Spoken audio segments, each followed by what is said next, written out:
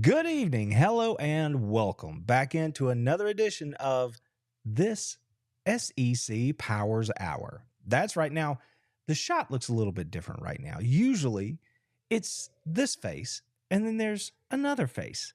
Have no fear, the other half will soon be here, much like Santa Claus as we head down through the end of the year here. But for now, it's just me. When Show makes an appearance, he'll jump right on here with us. Everybody, thank you for taking time to be here with us this evening.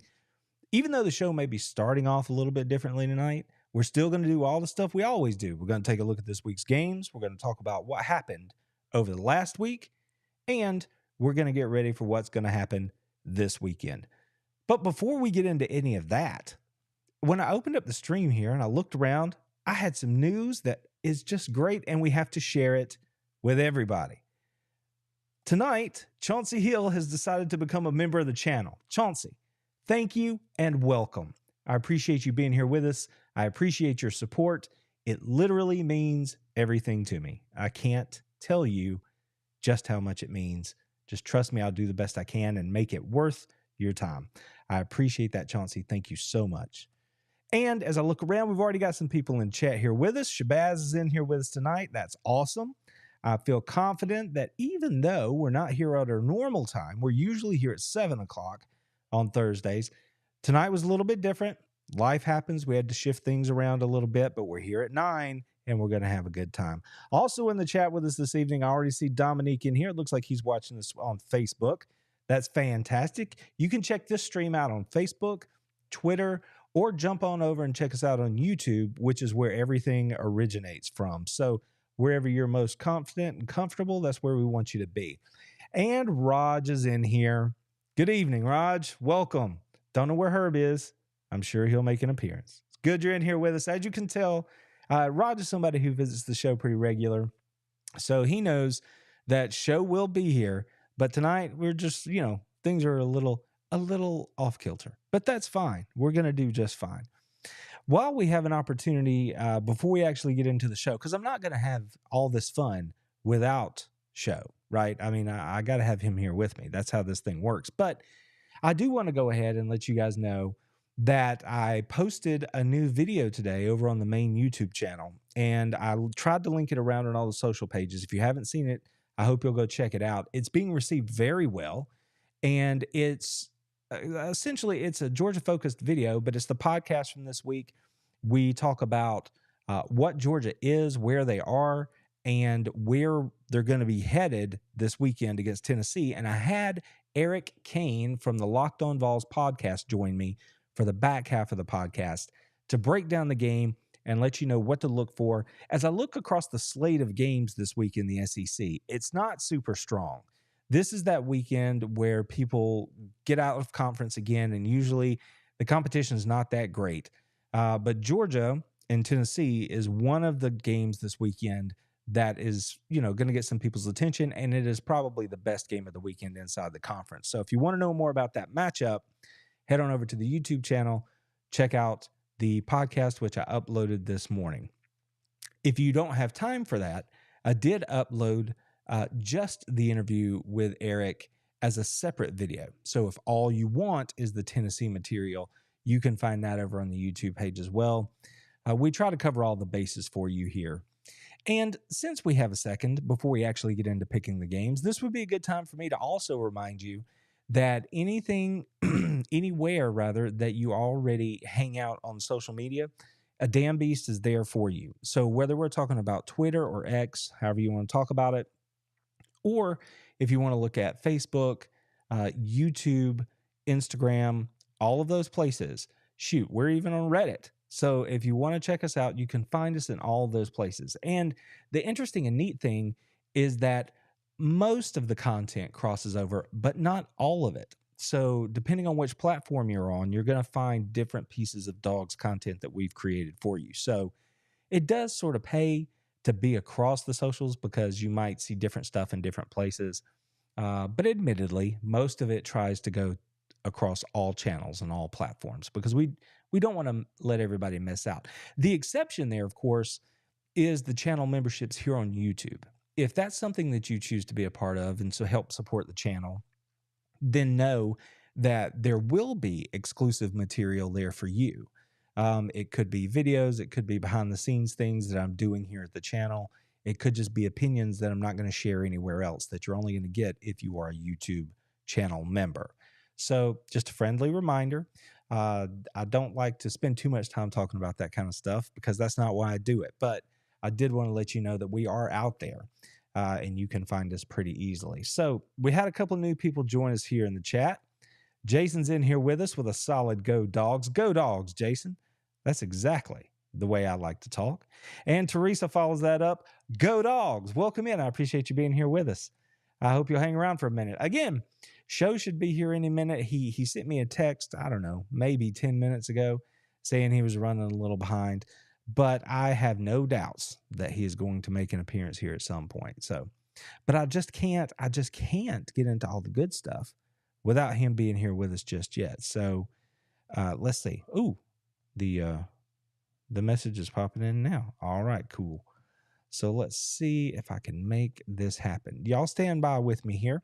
We're going to make this thing happen live and on air right in front of everybody else. So you guys, wait a minute. I may not actually have to do this. It looks like crisis has been averted. Let's see. Can I make it happen? We're going to give it a shot. I think we're cooking with gas, everybody. I think we're cooking with gas. Let's see. Sign. Let's do this. All right. I'm going to try something here. Let's see. Make sure I got everything turned on. I'm excited. Are you guys excited? Because I'm feeling a little excited. I've never had to add somebody like this before, like while we're running. Let's give it a shot. Let's see what happens. Here we go. Bang. What do we got? There he is. The man, the myth, the legend, the show is in the chair. Woo! Woo! I did pretty good. All right. I mean, I used to be lighter on my feet than I am now, but I was tap dancing pretty good there. I was kind of holding down the fort, making it all work. I hear you, man. You doing all right this evening? I've been in here for 3 or 4 minutes trying to figure out how to get back on the TV. What's up, Herbert Rod? Cooking with gas. Who farted? Not me, brother. Not me. I've already done I've already done some of my welcomes in here. And Joe, a little air high five. Boop, a little air high five. We got a new member to the channel. Chauncey Hill decided to join us this evening. So welcome in, Chauncey. That's awesome.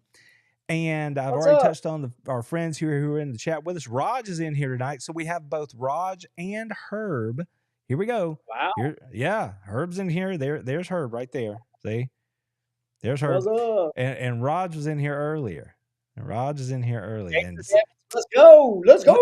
Look at you getting a little love. Look at that. See, they give us a hard time, but it's all good. It's all love. Now, see, now we know why Jason is here. Jason was a good teammate. He was like, go dogs. He was all about it. Joe shows up and he's like, what's up? We know who's bringing in the eyeballs. All right, Joe. I know you've been busy. So I hope you had a good evening. Don't worry, Raj. See, this is a fan-friendly SEC show. I'm just going to go ahead and put this up here because, I love you. But that's just how we get down. I'm not pulling favorites here. It's all friendly, all good. I know you've been busy. I'm glad to see you in the chair. We doing all right this evening for real? Y'all good?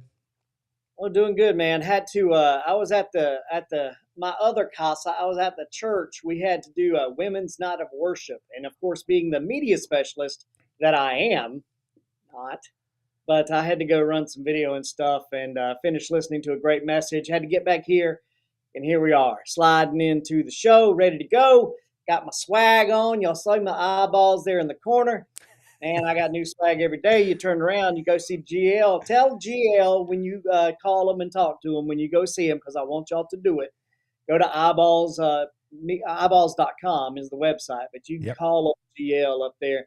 Be like, hey, GL, I'm looking at all this cool swag that you put out. I need some, and he'll hook you up. So just do that. Tell him I sent you. Life is all about who you know. right? And we're trying to help you people. We're trying to help you people know the people that'll make your life easier. That's how that works. I noticed I got some new swag. I got some new stuff. Look at that. Yeah, SEC just for the show. Look at that. That's pretty that's swag. a sweatshirt. I know. I know. Sweatshirt. It's getting, starting to get cool. I mean, we live here in Georgia. It's never going to get cold, but you know what I mean. All right. So now, like Joe said, eyeballs is the reason he's in the chair. So I'll take this opportunity to remind you it is gift giving season. So if you're looking for something for that special someone, brother, family member, friend, whatever, check out our friends at Skull Shaver, because as you can see, Joe kind of beat me to it right there. Well, you got to take care, especially when you have fewer follicles to mess with. You gotta take care of what you got. And I Skull got Shaver, I got to throw that glare off mine. Skull I Shaver need, will help. Skull Shaver will help you do that. They can't help you glare though, Joe. They might make it shine more. That's what they could do. Oh my gosh. All right. So now, before we jump into the games right here, Joe, Jason's hitting us up. He's like, talk about the defense, please. Now, Jason, help us out. Be a little more specific if you can, if you have a specific question. Now, are you talking about the Georgia defense? And are you talking about how good they have been, are going to be? I'm just curious. So I want to make sure we're answering the question the way you want us to. But I think what he might be talking about, maybe, is the fact that against Ole Miss last week, Georgia mollywopped them 52-17. Senior night, put it all over them boys, did anything they wanted to. And on defense, they were able to. I mean, Jamon Dumas-Johnson suffered a broken arm a couple of weeks ago against Missouri, and he had to have a rod inserted in that arm. So obviously he's out for a little while. But the true freshmen, Raylan Wilson, CJ Allen, Damon Wilson, those dudes are stepping up and playing big moments for Georgia right now, Joe.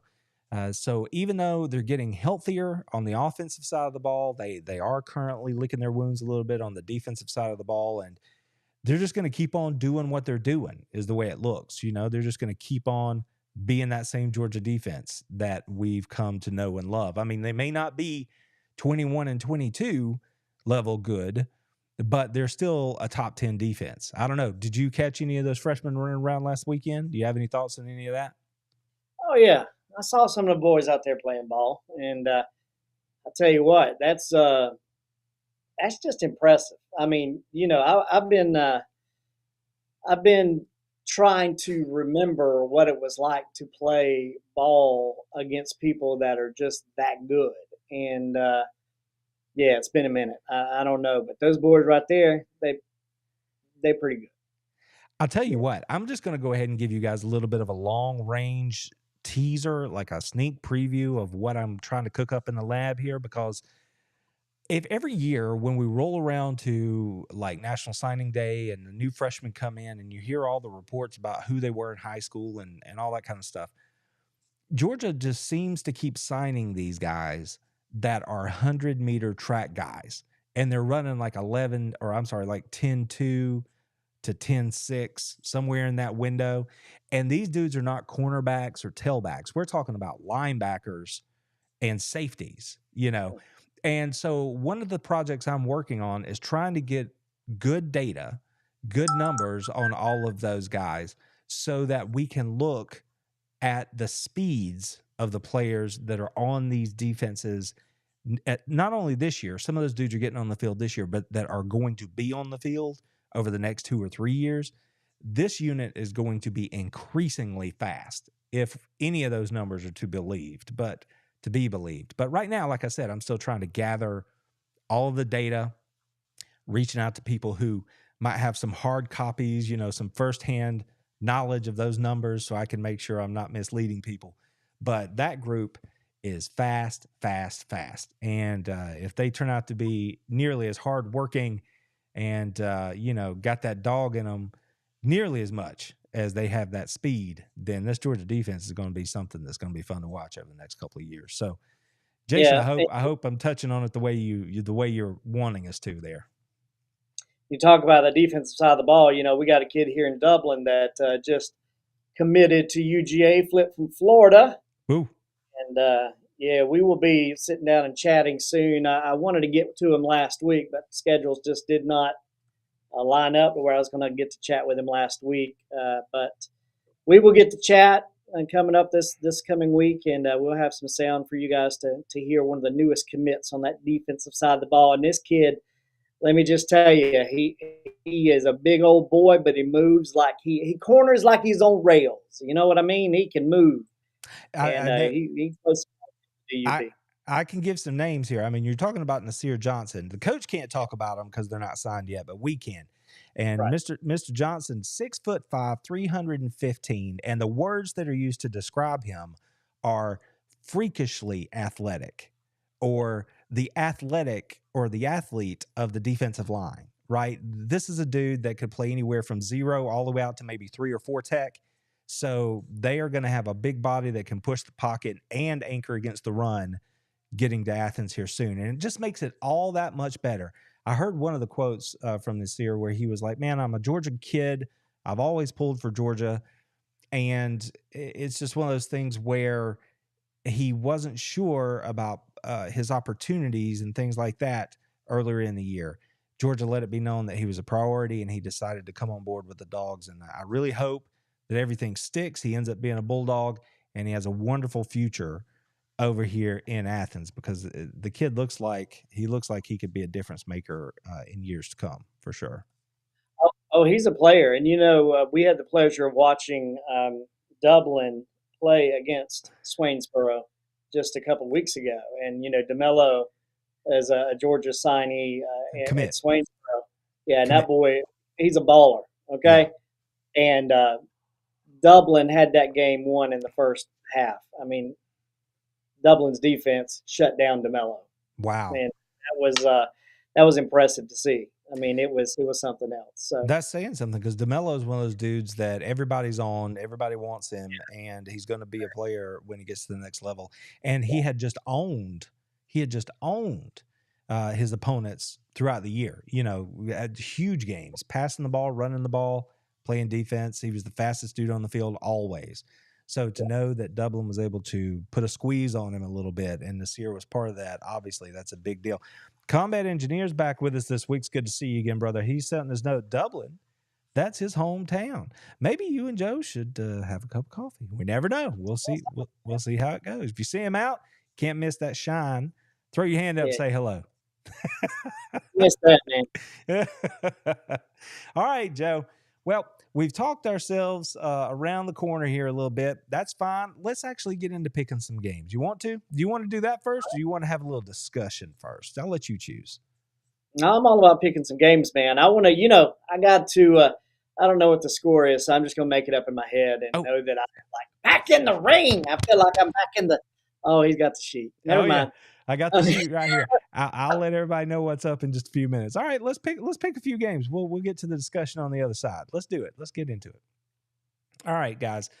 So when we look at the schedule this week inside the conference, like I said, it's not that heavy. So we're not going to be spending a lot of time breaking down these games.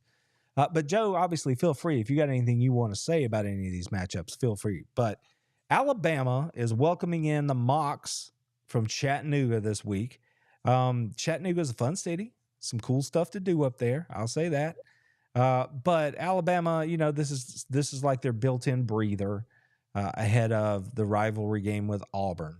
So, and listen, Herb and Raj, if you guys are still in here with us, I don't know what it's like where you guys are, but all I have heard since last Saturday was Alabama talking about Georgia. Don't let me think that Alabama's trying to overlook Auburn. That Auburn team, at this point in the season, a little spicy. Just saying. Just put it out there. I know we're a week early. I'm just putting it out there. Better get your mind right. That's all I'm saying.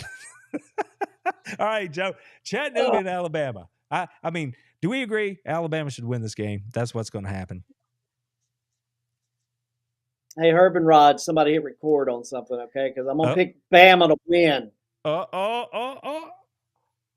y'all get that? I said Bama. Bama is gonna win. Alabama is going to win. Close to wearing the hat. I don't know if it's the right color or not, but y'all know what I'm getting at. Oh my gosh.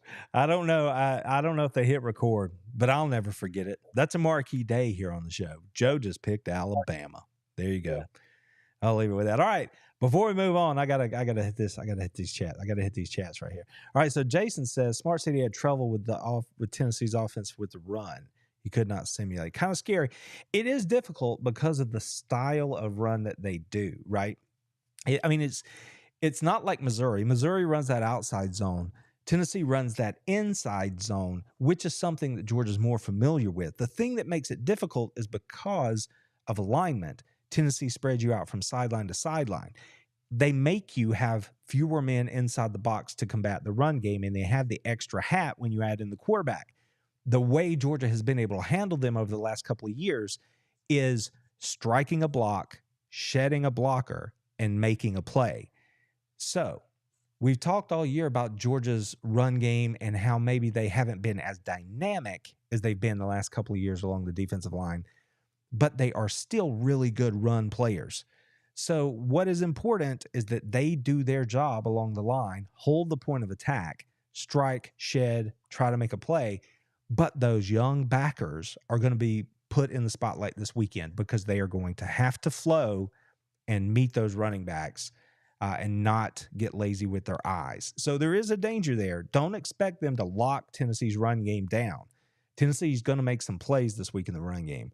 And if they do, that opens up the possibility that they can hit a shot down the field. But all that said, I still think Georgia's going to be in pretty good shape when it comes to attacking this run game.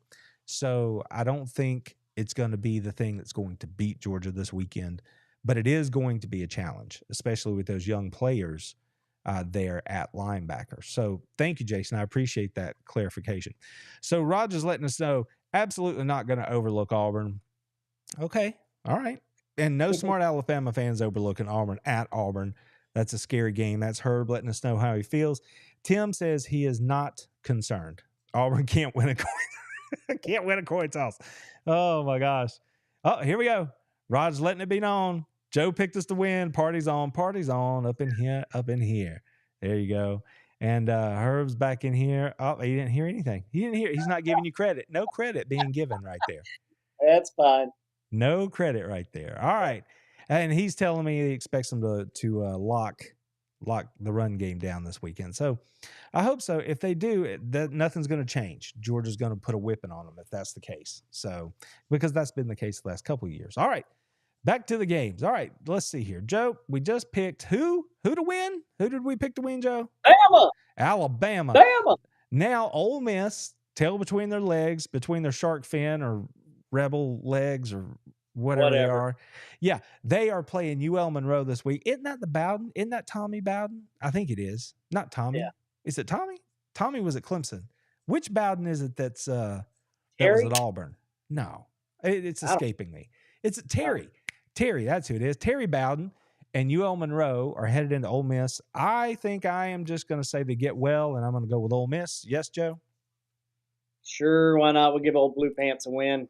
There you go. That would get them to 9 wins. They're trying to get to a pretty good bowl game. So we're both on Ole Miss, Southern Miss, and Mississippi State. Now, I said we weren't going to spend a lot of time here, okay? I see that Southern Miss is 3-7. Mississippi State is a 14-point dog, or a 14-point favorite, rather, and they can't score.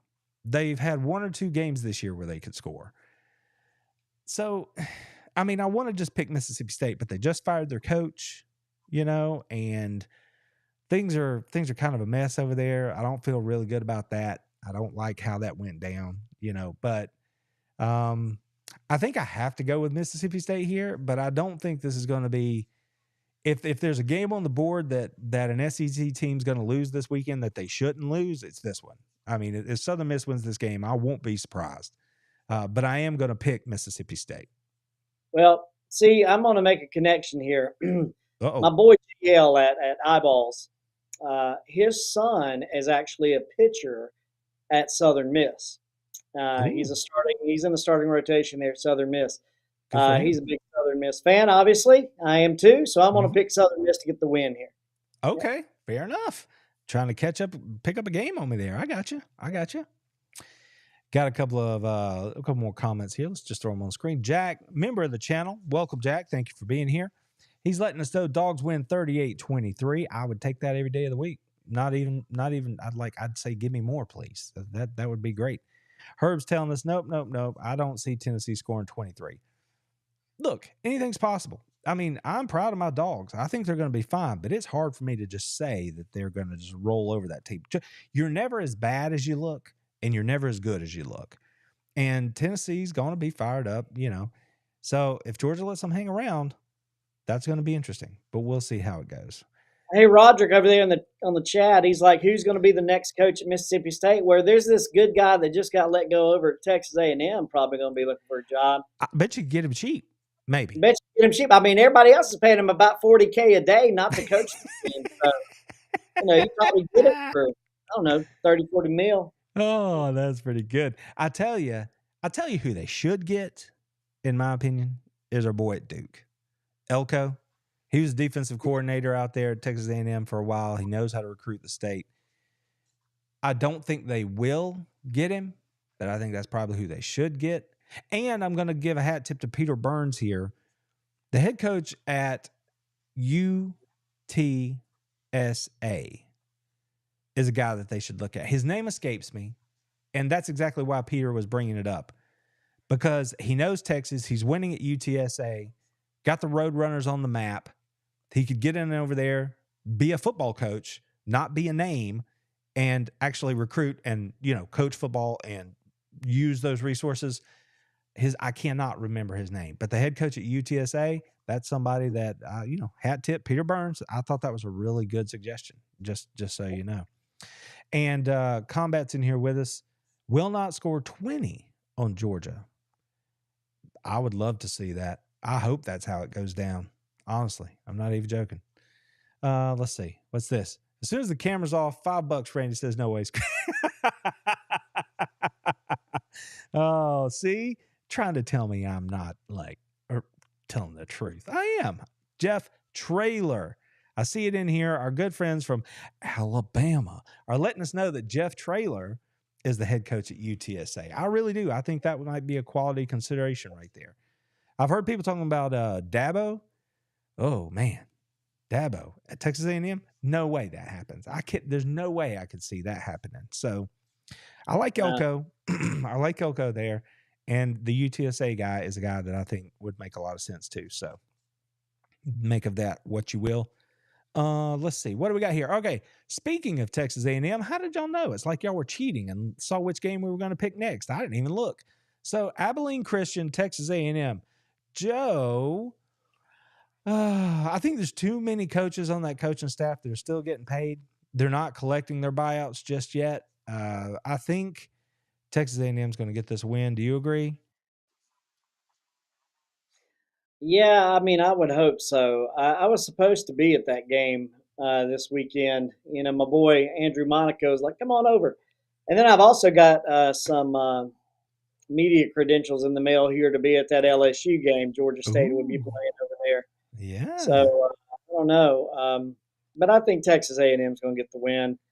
I don't know if I'm going to hop on a plane and go to Texas or if I'm going to go on over to LSU, but I think Texas A&M gets the win. If I had a choice, I would go to LSU because Jaden Daniels might win the Heisman, and to get to go see him play in person, put on a show down there against Georgia State, that might be fun. Go check that out. If I had the choice, that's probably what I would do. So Granny Picks says Texas A&M. She's on it. She knows what's up. All right. So now, do you want to pick this game now, or do you want to wait and get it at the end since it's like one of the only ones that matter, Joe? We'll wait and get it at the end. How about that? Works for me. All right. So here we go. Let's jump over them. New Mexico State and Auburn. Again, down weekend, down slate this week. Auburn's going to get this win. I understand New Mexico State's 8-3. No disrespect to New Mexico State. But Auburn, they seem to have figured a few things out. Like I said, they're trying to build and get ready to take on Alabama in a couple of weeks. So Auburn, they're using this game to get everything right. So I'm on Auburn. Yeah, I got to take Auburn too. I Yep. think they're going to get geared up, get ready to play Alabama. Alabama. All right. Sorry.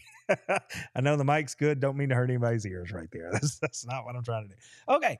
Florida and Missouri. Now, this game before the season started, I looked at and I'm like, okay, I could enjoy this football game. Now, I can't. There's zero chance I think Florida is going to beat Missouri here. I'm not going to sugarcoat this at all. I think Missouri, Cody Schrader, Luther Burden, all those dudes are going to drag the Gators out to Middle Earth, and they are going to beat them by 14 points, maybe 21. I think Missouri's going to put it on Florida this weekend. Joe, who you got? Yeah, I got to take Missouri too. As much as you know, don't like Missouri necessarily. You know how I feel about those guys. Yeah. There's no way Florida goes out there. Florida's going to be lost as last year's Easter egg out there in Missouri, Mm. and it's not going to be pretty Yeah, for the probably Gators. smell about the same too, is what I'd Yep. imagine. Oh, gosh. Oh, Augusta Bourne's in here. I hadn't seen you in here before. Welcome in. It's good to see you. Last year, Tennessee's offense was pretty good till they played Georgia. This year, they might get 10. I mean, listen, I'm not going to argue with you. Georgia tends to break folks. That's just how it goes because Georgia beats them and then they lose 1-2 more games after that. Or in Clemson's case, they just are never the same. You know, it's 2 years since Georgia put it on Clemson and they hadn't been right since. So that's just kind of what's going on right here. And Raj, don't feel bad. Don't feel bad. Joe did the same. Joe tried his best to kick dirt on him, and I'm over there doing the Batman cape. I'm like, leave the Tigers alone. That's a good football team. And Joe wouldn't buy into it, but finally they've made everybody recognize. You better recognize. So that's what's going on right there. That Missouri team, and they're fun to watch. They're scrappy, top 10 team, solid top 10 team. Good looking win for my dogs right there. That's what that is. Florida International and Arkansas. Joe, Sam Pittman is not yet fired, but people seem to think that's what's going to happen. And that sucks because everybody loves Sam Pittman, including me. And I'm going to say it again. Arkansas, if you feel it's your move to relieve Sam Pittman of his duties, the University of Georgia will welcome him back in any capacity. He could be an analyst. He could take over as the offensive line coach. He could do whatever he wants to do. Come on back, Sam.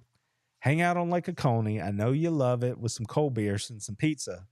And hang out at the University of That's right. Georgia. You know that's where you want to be. That's where you want to be. All right, so with all that said,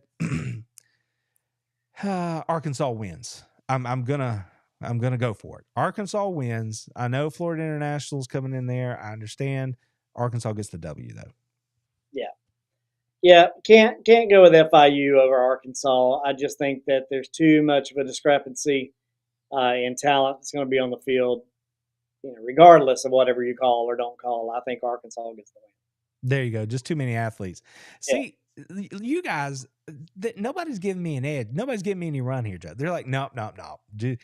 Listen, I've got too much Munson in me to just be like, Georgia's going to beat everybody.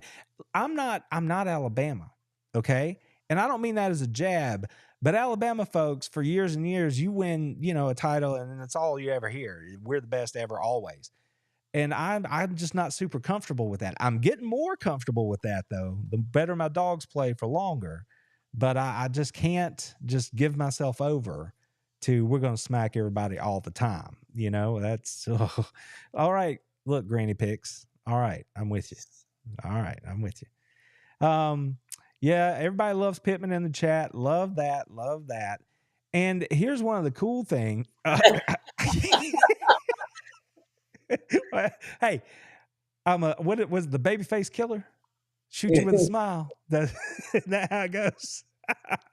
And Mark's made it in here with us. What's up, Mark? It's good to have you, buddy. We're having a good time, just like always. Combat's letting us know the Dogs were in Tennessee. They won 41-17. Look at the last 2 or 3 meetings. The numbers are crazy. It's something like 132 to, I don't know, 20 or 24, something like that. Georgia has crushed Tennessee under Josh Heupel, especially on Rocky Top. But still, it's, I want to have a good game. Give it the good old college try. Let's go get the W. All right. So here we go. Kentucky and South Carolina. Now, in the thumbnail, I called this one a good old fashioned rock fight down in Columbia this weekend because this isn't pretty any way you cut it. This is going to be ugly. Somebody going to break a stick off a pole and stick somebody when they ain't looking. That's how you're going to win this game. Kentucky has been Jekyll and Hyde on offense all year. South Carolina is just riddled full of holes like Swiss cheese, injuries, just all kinds of problems. 4-6 versus 6-4. South Carolina's trying to win out and make bowl eligibility because they got Kentucky this week, and then they got the Taters, Clemson next week. So I don't know. I don't know that South Carolina has enough gumption, enough left in them to get up and get over all three of these wins. Who you like, Joe? Well, It's since exciting. It's exciting, right? It's exciting. yeah. I mean, since it's a night game at Carolina and Kentucky,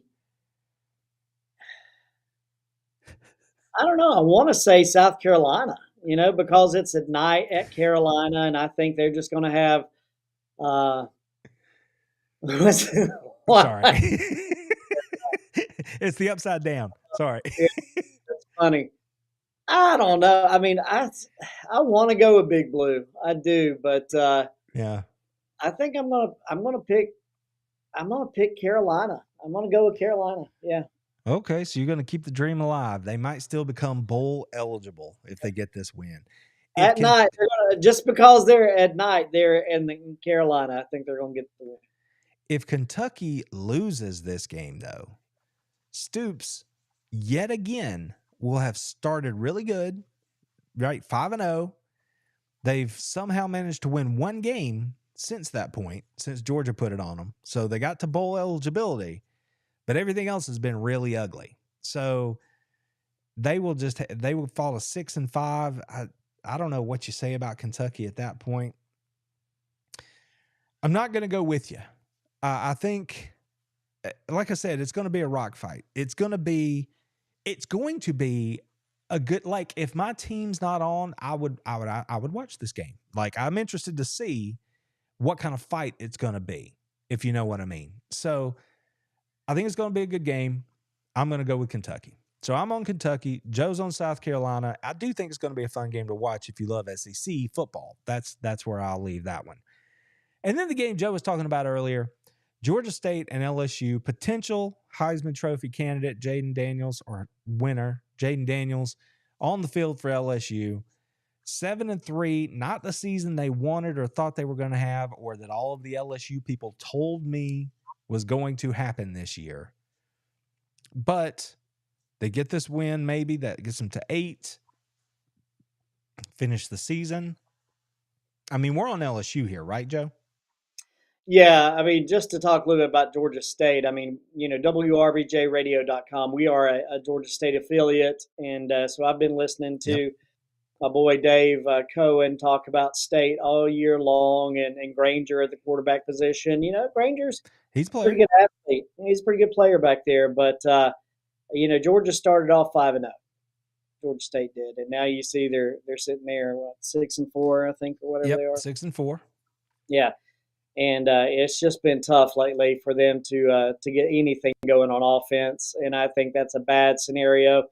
If you got to go play LSU, who's going to score, and you got to play LSU at night. On top of that, not being able to score going in there is a bad. That's a bad remedy, man. So it's going to be. You think there's any chance that, I mean, LSU's had their issues on defense this year. Do you think there's any chance Georgia State gets in there and makes a play or two? Makes some memories down there on the bayou? Well, if they do, it'll just be entirely, pulling a rabbit out of the hat, because I mean they have not looked good on the defensive side of the ball. I'm sorry, on the offensive side of the ball at all. I mean, last week they played against App State, their rival, and it was not good. It was just not good. So they have a hard time right now on offense, and LSU is going to make them pay for that. So So let me turn it this way for you then. We don't care about the line, but I see it's 32. Do they cover? LSU cover 32? yeah, Okay. There you go then. We're both on LSU and we're moving yeah. on. So there you go. All right. So now to the game that is the game of the weekend inside the conference and the only game inside the conference that's drawing some national attention this week, Georgia, Tennessee. Now, inevitably, this game, even knowing what we saw Tennessee do last week at Columbia against Missouri, there are still people who are out here this week, albeit much quieter, saying Georgia could still get nipped right here. Can they get up again? Fourth week in a row against a tough opponent. It's on the road, the noise at Neyland, so on and so forth. Still, people are out here saying that this Georgia team could be in trouble. Now, again, they're saying it a lot quieter than they said it before, but they're still saying it. I have talked to some people this week. Like I said, I spoke with Eric Kane from Locked On Vols podcast. We broke the game down together, and it's one of those situations where if Tennessee were healthy, if they had their wide receivers that are now out, they've lost two of their starters, if Joe Milton were average at quarterback, then I might say Tennessee has a shot here. But on the road, this Georgia team powering up to sort of Death Star capabilities, it feels like, all that kind of stuff.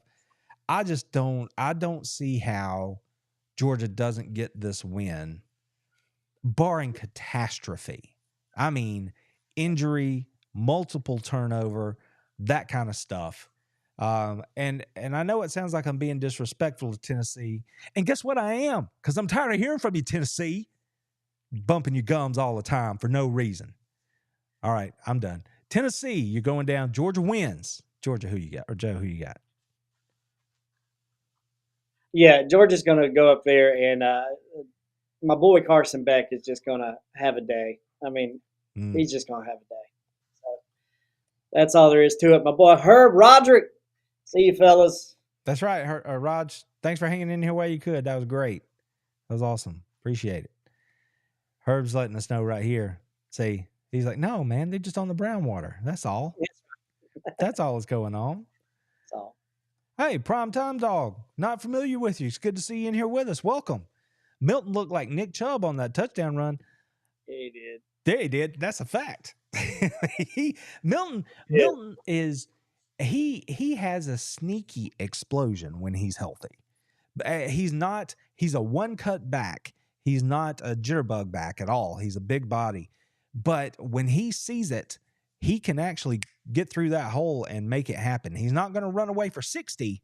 As we saw this last week, they walked him down on a 50-yarder, but he's got enough burst to get through that line and make a play.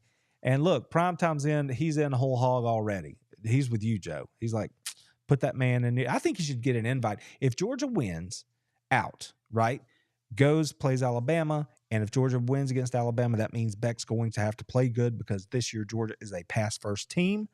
If all that happens and he's put those numbers up, Beck should absolutely be considered and get an invite at the very least. So that's what I would say about that.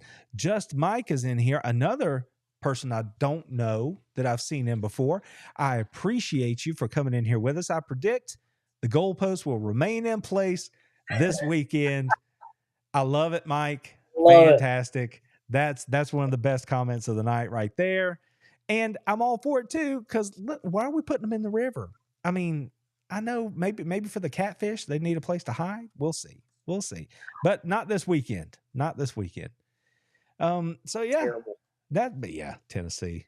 Like I said, come get you some, Tennessee. And I'll try to be nice. Y'all won't let me be nice. Y'all just in my comments all the time. Chirp, chirp, chirp for no reason. Crazy talk.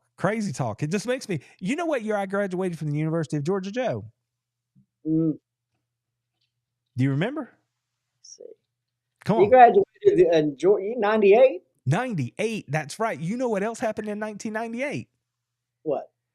That was the last year the University of Tennessee was relevant at all in college football. That's when they beat Florida State and won the BCS championship. But that was the last year it was relevant. Hey, Mike, I appreciate it. He said he's been following for a while. I appreciate that. I just don't know that I've seen you in the comments. So I'm glad you're here with us. That's awesome. And Primetime, hold the mustard. Top tier comment. Top tier comment. There you go. Top tier comment. Love it. That's where we are with that. I don't care for Tennessee. I know we give Auburn and Florida a lot of bump, but boy, I don't enjoy Tennessee either. All right, let's switch on over. Now, as always, that's the SEC games for this weekend. But let's take a look at what's going on around the country, because there are a few games that we're going to pick outside the footprint, as we always do. And we're going to start out west with, let me find it on the board here so I'm not just talking to myself and you guys are like, what's he pointing to? It's going to, do I have to go all the way to the bottom? Why would I do that? There it is. I get this thing where I scroll too fast.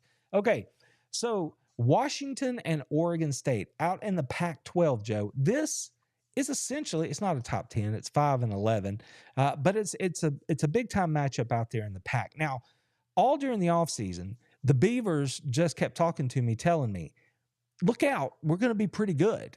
And I kept telling them, I agree. I think you are going to be pretty good. And turns out they're pretty good. I mean, you know, they got a little quarterback. They can run the ball. They play some pretty tough defense out there by Pac-12 standards. And this game is at Reser. Now, there was a point in time when this stadium, this Oregon State home field advantage was referred to as a snake pit because they'd get fired up for those top 10 matchups. Now, I don't know that that's what it's going to be this weekend. I do expect that it's going to be a little spicy for Washington. They're on the road this week. I'm still not thinking that Washington is going to win the Pac-12. Right now, my money's on Oregon to meet them and beat them in the championship game. But do they get there? If somebody's going to get them, this is the team that's going to get them because they're going to run the ball against them. They're going to get after them on, with some blitz techniques there on defense, get after Penix a little bit, force a turnover here or there. That's how it happens. What do you think, Joe? Well, I'll tell you this right here. I'll take all my coins. That I got right here. I got my coins. I don't know if y'all can see these. Yeah, we got them. Got my coins there. And I would put them all in on the table right here and say that Oregon State is going to beat Washington. There's no doubt. Hammer it. Going to happen. All right. Well, you know what? You may have convinced me, and it didn't take much because, like I said, they've kind of been, I don't know, they've been dancing with the devil a lot this season, those Washington Huskies, and they're not at home. They're a different team when they're at home.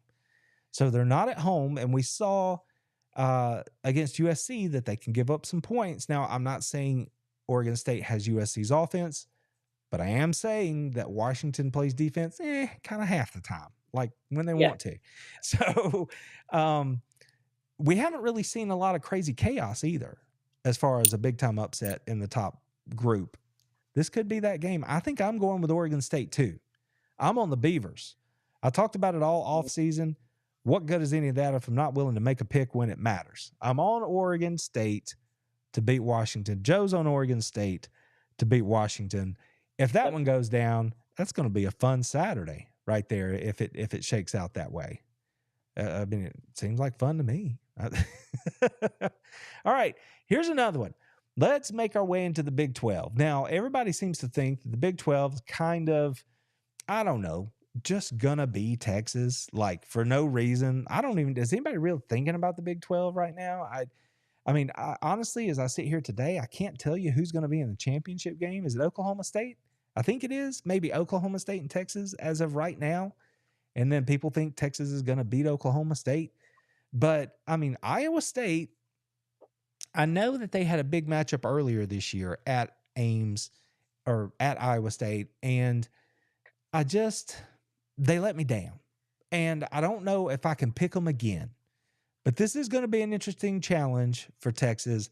I'm going to pick Texas here, and I think I'm going to be rooting for Iowa State, but I'm going to pick Texas. What is this? Georgia State, what are we doing? We've already picked I, that game.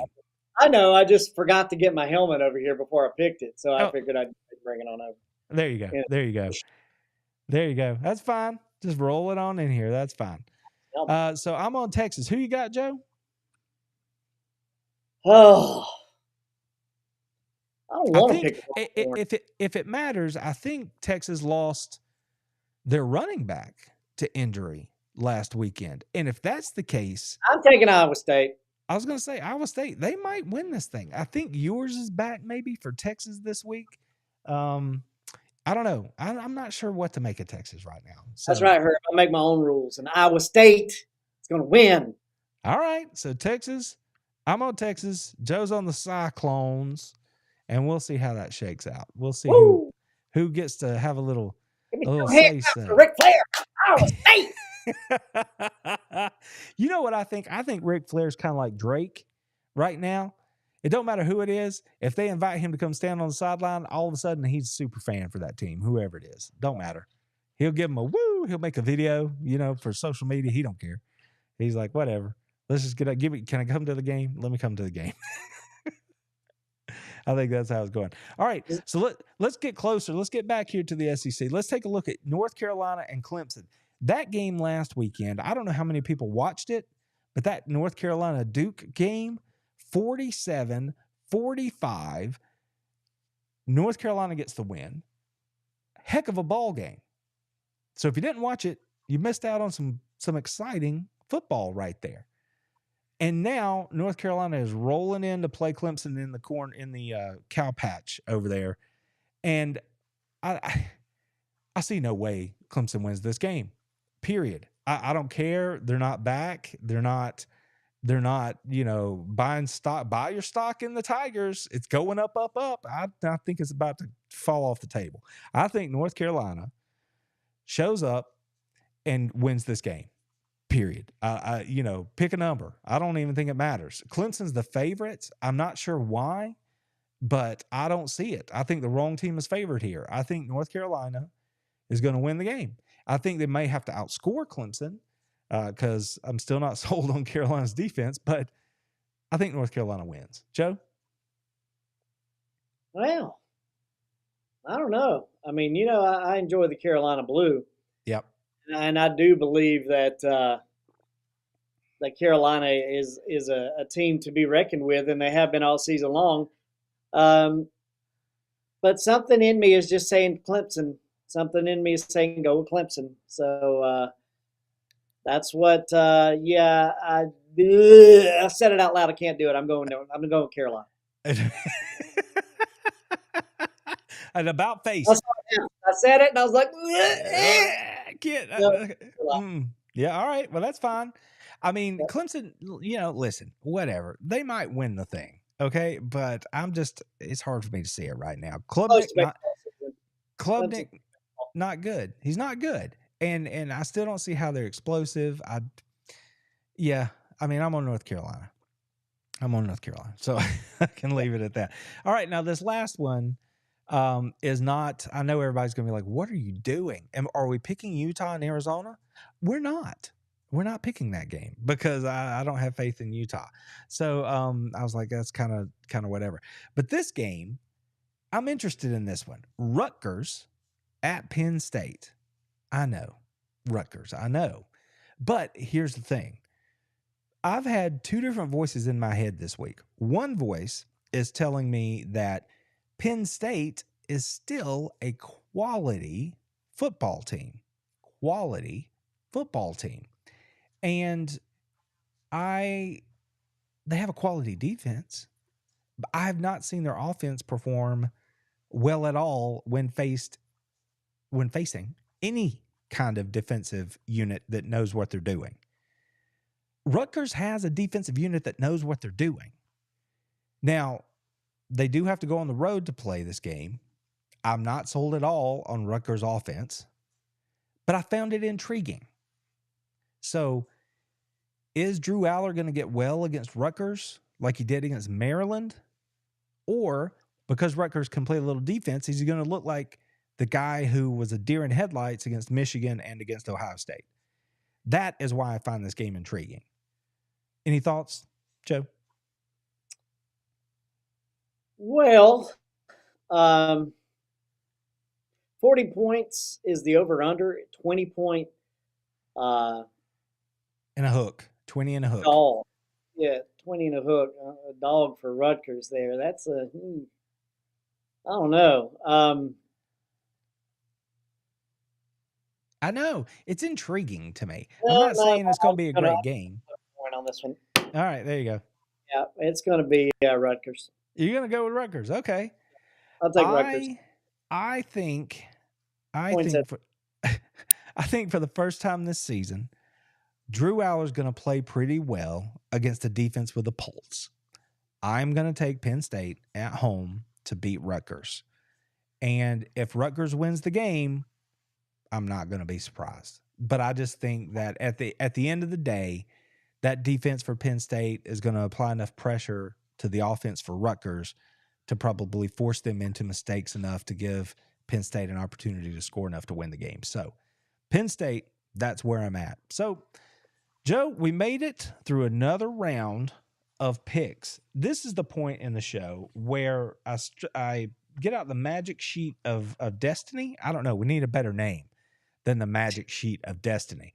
But that's what we got right here. So the week 11 results, they're in, and I can read them off to you. Last week, Joe, you're going to be really proud of yourself because last week, you went toe to toe and matched your front runner here. We both went 8-2 last weekend in our picks. So that's a pretty good number, 8-2, which sadly for you means you make up no room. There's no games being made up there. The season totals currently are as follows. Joe shows 75 and 45. Respectable. And RP 90 and 30. 90 and 30 is where I'm at. A full 15 game lead. I still say if we decide to do a bowl pick'em, that's where you're going to make up your ground because nobody knows what's going to happen in a bowl game. You might win it in the bowl pick'em. No faith. I don't know. The wife's calling. I'm going to text her real quick. Okay. Well, while you're doing that, I'm going to move us on over. Hey, man, you put me in bowl season. I get to season 3. I get to the bowl season. Hey, it's all on, man. It's over. Like you have to say, you got season 1, you got season 2 when you're your region play, and then you got season 3. That's all that matters. You get to season 3, it's on. So, I just got to get to the dance. I just got to get to the dance. I just got to get in there. I got to get in there. All right. Well, I know we're getting right up against it. That's okay. We were running a little bit late. We got a little 5-minute buffer going on here. Let's get on over here and Thanks, Herb. That's appreciate right. That, by the way. That's right. Yeah. Herb, he's giving you one of these. He's solidarity. He's with you all the time. All the time. All right. So let's get into these discussion points right here before we get out of here tonight. So, Joe, you know, the CFP always has to bust out their rankings every Tuesday. They're letting us know what's going on. This week, the big move was Georgia's back at 1, Ohio State's at 2, Michigan's at 3, Florida State's at 4. I put out a video prior to the rankings coming out saying I thought Washington would be at 4, and it just so happens that I also agree that they should be at 4, but they aren't. The committee's stuck with Florida State for now. So it is what it is. That's fine. I thought Georgia would be. I'm sorry. What?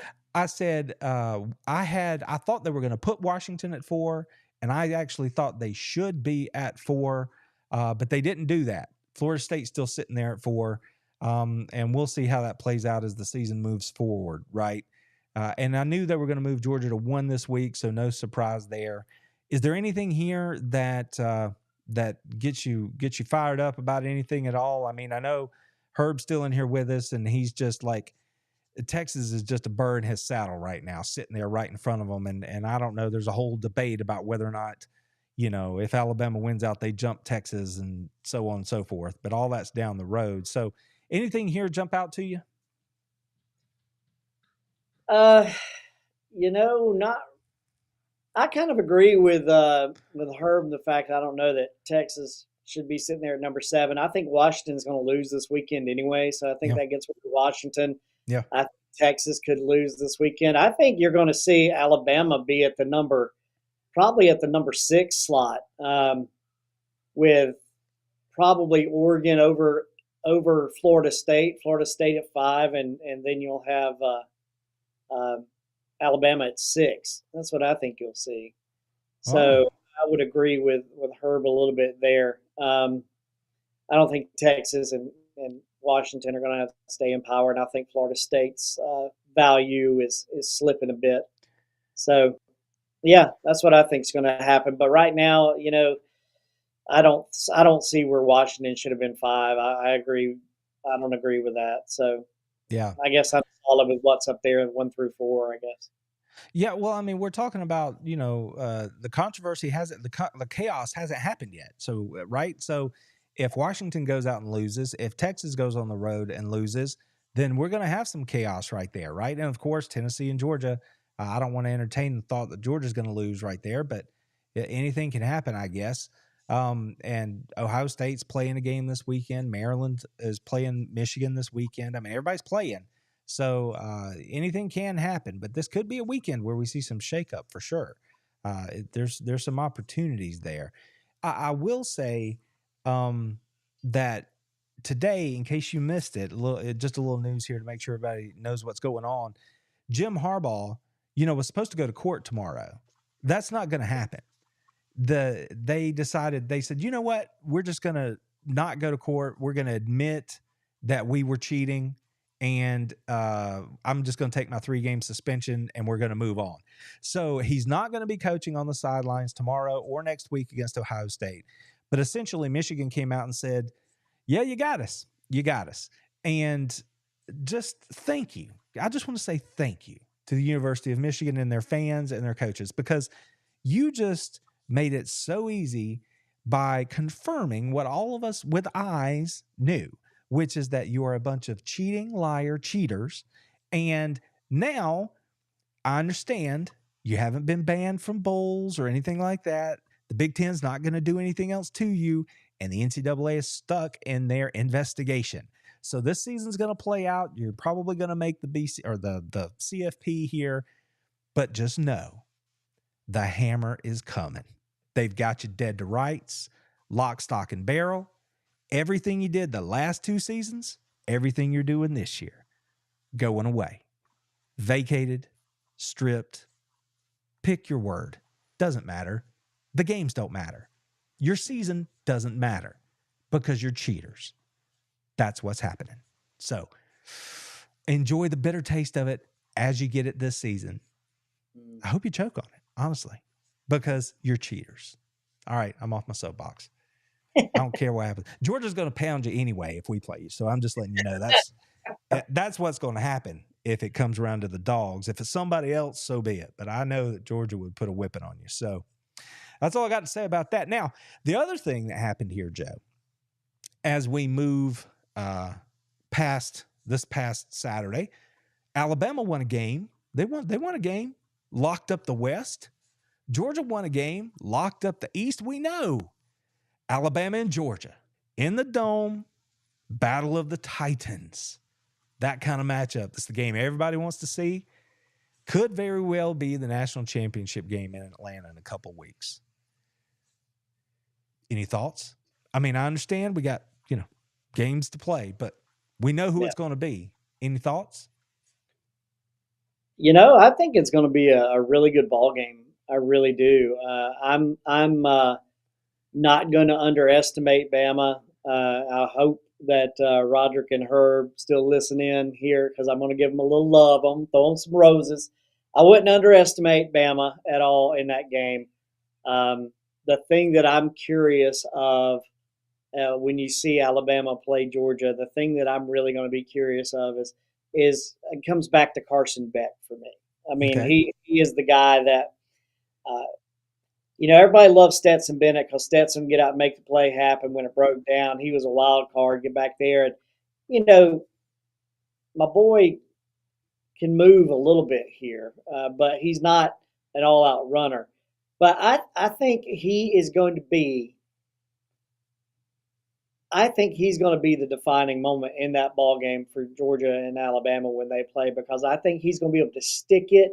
He's going to be able to stick it in those windows like Tua did against Georgia, 2, 3 seasons, 4 seasons ago, whenever it was, and make those throws. And I just think that it's going to be a hell of a ball game. But I think Carson Beck's going to come out there, and that arm is going to be what you're going to see makes a champion of Georgia in that game. But I'm I gonna give re- all the credit to Bama and their running attack, and their quarterback Milroe being able to get out and make plays, and the defense. But I think you're gonna see something special with Beck. I think that's a really, really good point because, again, Georgia has done a really good job along the offensive line this year, and they've kept him clean. And if Alabama can't get to him and put him on the ground, you're going to see a pro style quarterback have an opportunity to make pro style plays in a big time game. And that would be the difference. So I think you've pegged it exactly right. If Georgia wins, that's how it's going to go down. And I'm with you. No one's ever going to accuse me of not respecting Alabama or what they done or anything else. This year, they took a bit of a circuitous route to the title in the West. I know you love that word. That's a good one. I And can't spell that word. but at the end of the day, they're still there. Yeah, Alabama is still Alabama, and roster for roster, they can line up and go at it with the dogs. So I'm not getting into any of my pregame talk or breakdowns or any of that right now. I'm just I know that that's going to be an incredibly hard fought game. And I know that I'm looking forward to the opportunity to watch it because it's going to be a fun one. That's for sure. sure. We got plenty of time to talk about it, though. We still got a couple of weeks before we get there. So, yeah, that kind of puts a bow on it, Joe. I'm going to pop us back up here for a second, and then I'm going to make sure we get to these comments that are over here. Some people who dropped in with us. Beverly is in here. Beverly Rothwell is in here giving us a go dogs. Go dogs, Beverly. It's good to see you in here. I don't know. We try to have a good time over here. Talk a little SEC. Herbert Raj always active in the comments. Our boy Chris made it in. He's like, oh, I got here late. That's okay, brother. It's on the replays. Catch it on the YouTubes. You can catch us there, get it all. It's good stuff. Joe showed up late too. Not a problem. Uh-oh. All right. So, Joe, I'm frozen. I don't know if you can hear me. I think you can. Yeah, I'm gonna try to fix my camera. And let me see. Let's do this up here. I'm gonna give you something that you can dance with while I fix my camera. Here we go. We're gonna get another new commenter up on the screen. King Cam, Georgia and Alabama and Michigan, Ohio State. Yeah, going to be some good ball games. I really don't know that. I really don't know that Michigan Ohio State game is going to be all that it's cracked up to be. I mean, I'll be surprised if it is, but I just have a very bitter taste in my mouth with Michigan. I've always think they're overinflated, overrated. I always feel that way. You know, they're a little better this year, but I think they're still going to get pimp slapped by Ohio State. I really do. I just don't see. Chris A said he broke you. That's funny. Uh, it's going to end like 13-10. I don't even. Yeah, yeah. I mean, I could say that it could be that kind of game. Maybe 17-9. Something like that. I just 27-9, 27-10. I don't know. It's not going to be a favorable win for Michigan. I just don't see it. So that Georgia Alabama game, that's going to be a good ball game though. That somebody asked me for SEC championship game tickets a couple days ago, and I was like, bruh, if I get them tickets, I'm taking them. You ain't going. Can't hear you now though, Randy. I can see you. You ain't froze, but I can't hear you. Yep. Nope. I hit two buttons. Sorry. I'm here. Yep. I'm like, why would I give you my game tickets? No, man, I'm going to that game. It's just like you said, I'm going to that game. All right. So let's see here. Granny Picks letting us know the flavor of the day come championship, week. There we go. So there you go. And of course, Herb showing us a little love, letting us know he had a good time. Well, what I was saying earlier, I don't remember exactly what I said while my mic was off, but it's just one of those things where. Hey, I picked against Georgia this year, Sorry. remember? So, That's true. I That's did. true. That's why you're 15 games behind in the pick'em. Hey, whatever. Whatever. Mensa Musa is in here. I like that. Remember Musa Smith, Joe? I don't know that there's any relation to that name right there, but Musa was a man too. That was fun. That was fun.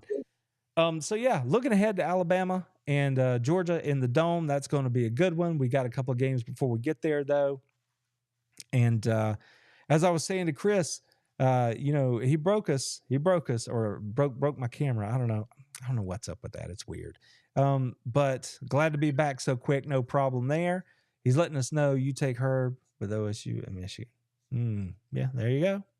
I don't know what to make of that game. Huh? Yeah.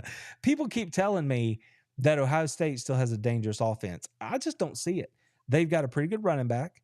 The quarterback is he's got some moxie. He's a gamer. But I mean, outside of what we've seen from Marvin Harrison Jr., literally saving their bacon a couple of different times this year, I don't really see that they're the same sort of threat that they have been the last couple of years. I mean, much like Georgia not being the same defensively, Georgia's still good. Ohio State can still be good, but they're not what they have been. So if we are to believe what we see from Michigan, which is that they can score 30, 40 points at will, then how can I not pick Michigan to win that game, right? I just think Michigan's going to be too physical for them, and they're going to score enough to get the win. I don't think I see 13-10, but, I could see, 24-21 or 24-17 or something like that. I don't see either one of them lighting it up that much. So we'll see in the end, though. We'll see, I guess. Jack's giving us a go dogs. I see that. That's awesome. Glad you're in here with us, Jack. So yeah, I mean, it's been another fun week, Joe. We made our way through it, got our picks in, and now there's nothing to do but watch some football games, get ready to eat some turkey next week. Oh, let's do a little broadcast note right here. Next Thursday, obviously, is Thanksgiving, and we want you to spend time with your families, have a good day that day. I don't want you to be worried about missing the show. So what we're going to do is Joe and I still have to work out the details, but we will probably try to do it maybe Wednesday night, if that's okay, maybe 9:00 Wednesday. I hadn't even had a chance to talk to Joe about it because he's been slammed the last couple of days. But we might be able to do it Wednesday night at 9:00, maybe something like that. So don't worry, follow the socials, watch the YouTube community page. I'll post it and let you know what we decide on for when we can do this show next week, because we don't want to mess around. We don't want to mess around with Thursday, because Thursday's going to be good. And the Egg Bowl is going to be on. I don't want to keep the SEC fans from watching the Egg Bowl Thursday night. I'm just going to tell y'all right now. I mean, it's too much not to tell you. We do this show probably Wednesday, 9:00, whatever, something like that. I'm just telling you right now, I'm finna go all John Madden on you. Wait. That's all I got to go. That's a tease. No, I'm finna go all John Madden on you. So. Oh my goodness. Hey, Rod, don't miss that. I see you guys in here. Jack Wise, yeah. I see you guys in here dropping some comments. We appreciate that, Herb. We appreciate it, brother. It's the YouTube family. It's a good thing to have. Got some buddies on here, and Chris chiming in. Happy Thanksgiving, and happy Thanksgiving to everybody else. I love Thanksgiving, y'all. I do. My family, we enjoy it very much. So here's the thing, though, Joe. I think inquiring minds want to know. Before we get out of here, we're already a little bit into overtime. What is the plan for your bird this year? Friends, let me tell you, a couple years ago, this dude called me on the phone, and in his best Austin Powers voice was giving me some talk about freaking lasers on the heads. This dude cooked his turkey with laser beams inside his deep frying container. It looked like something out of Mission Impossible is the only way my brain imagined it. Yeah. I don't know. If you want to tell freaking lasers. Cooker, man. Infrared. That's how you do it. It turned out good. I know that. I remember that. Head. Too much to ask for. Freaking lasers. Anybody else ever cook their turkey with lasers? I've never cooked my turkey with. That's where I'm going. Infrared again. Really? That's what you're going with again? Yeah. I know you said it turned out good last time. So You know. Infrared. All right. Well, I'm not doing that. I'm not doing that. I am going with the father of the brine. So I'm going to put him in the brine about 12 hours before I put him in the oven. And that's how we going to get down. We're going to go for a deep dive swim for about 12 hours. And then we're going to get into heat at a little 450 degrees right off the top for about 30 minutes. And then we're going to put the dome on them. And then we're going to get him in there comfortable and let him cook for like 3.5 hours. It's going to be great. It's going to be Chris great. Hayes, I hear you with a smoker, baby. I hear you with a smoker. Oh, But look I at tell that. you what I might do. I Anybody else might getting have to go hungry? back and throw it. I might have to go back and throw it in the oil, though. I might have to go just bloop, drop it in the oil and let it do a little thing there. We have been known to cook more than one turkey. That's right. With the Before. hook, with the pole and the hook, and you Right. got Got the big old glove on, it. We'll drop them in there. You gotta ease them on down in there. Don't be dropping the turkey all up in the grease. Thanks. Yeah, lasers, freaking Yeah. lasers, man. Laser. Oh my! I've never done. I've had, but I have never done a deep fried Cajun turkey. I had a friend who he was all about some bayou business, and that's what they would do. They would flavor that bird, and they'd spend like hours, 10 hours trying to get the flavors right, and then when they got it just right, then they'd drop it in the oil, boom, fry them up.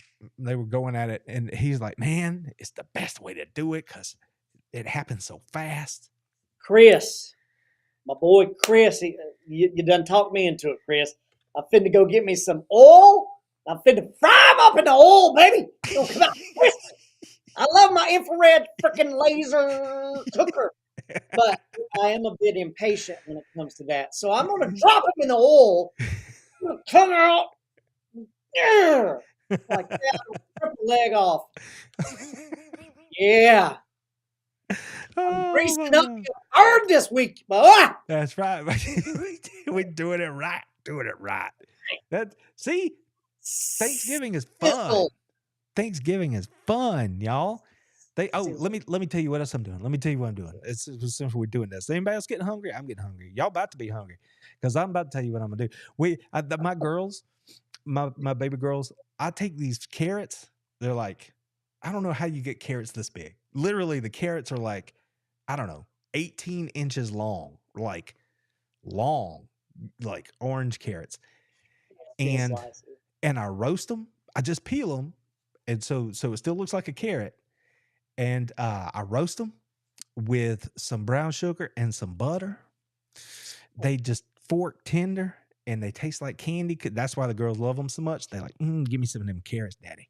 And it's because they taste like something you'd get at a fair, because that butter and that brown sugar. So the girls are getting their special carrots, and man, we got some dressing. I ordered two extra pans of dressing this year because I love the cornbread. So Well, I'm just gonna tell you, I want y'all to picture this as you're sitting there getting ready for turkey. Turkey day. Joe on the back deck. I got the oil boiling. I got some sticks of butter, and I'm Jordan with the sticks of butter in the oil. Watching the shaboop. My dog's gonna be picking up the sticks of butter, eating it. The ones that I miss. My yard dog Molly's just gonna be like, "This is cool." Butter. And I'm gonna be dropping some butter in like that. I'm gonna yank that sucker out like that. I'm gonna Oh man, on my new boots. I'm that's gonna right. try not to set anything on fire. Kaboom! Like, Y'all, I hope it's sincerely. I hope y'all are going to have as much fun over Thanksgiving, being with family and friends as me and Joe are going to try to be having this next week. But like I said, still going to do the podcast next week on Wednesday. We're going to get the show pulled together for you. Maybe Wednesday night we'll work it out. Watch the socials. I'll let you know. And we'll get together and make the show happen. But you guys, thanks as always for being here with us. The show is so much more fun because y'all are here. We have a good time. We talk a little ball. We have a good couple of hours, not a couple hours, hour and a half together. Just know we appreciate it very much. Again, thanks to Mr. Chauncey Hill becoming a Yep. member of the channel for the first time. I appreciate that. Thank you for being here. As always, if that's something that you're interested in, I certainly hope that you'll look around on the YouTube channel and maybe you'll come join the family. We have a good time. See Joe every week, at least for a little while. And you never know. We've got stuff cooking on the burners back here, all kinds of content stuff working back here, like back here that I can't show you. So hang around. We got some good stuff going on, and we're always going to do our best for you. So take care of yourselves, take care of your families, love each other, enjoy the college football, and go Dogs.